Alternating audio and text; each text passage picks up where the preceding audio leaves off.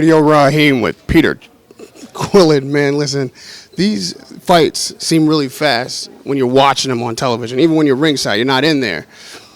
Talk to me when we break down what happened from the first shot that you felt. Did you know at that point that you were in trouble? Well, yeah, I went in there with like a mind that's saying, I'm going to go forward. I'm going to push forward at all times. He hit me with a good shot, I'm going to push forward. And, that's what happened. I pushed forward and, it cost me at the end of the day because he hit me with a good shot.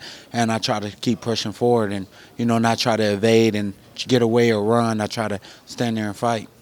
You're an undefeated fighter, and you're a skilled fighter. So when you were in trouble, did your instincts kick in and just fight or flight, and you decided to fight because that's what you do naturally? Yeah, I think so. From the street, that's what we did. We stood there and fight, even when, it might not have been the best outcome for you. But, that's what we're here for.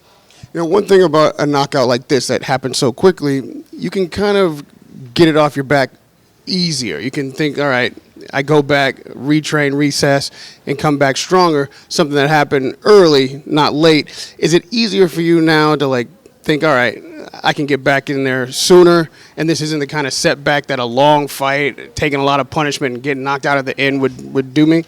Well, it's about sitting down with your friends, your team, your family, and assess what's out there for you and, sit down with them and work with them because if I did it on my own free mind, I'll be up in there next week. And lastly, Peter, a lot of people are going to debate the stoppage.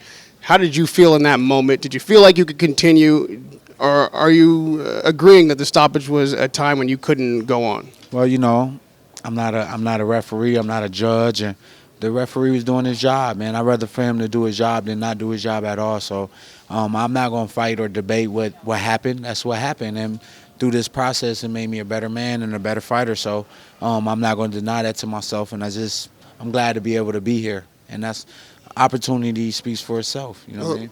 Thank you, Peter. You've impressed everybody in the ring for your whole career and after this fight with the class that you've shown. I appreciate it. Peter Quillin, Animal Status with Radio Rahim.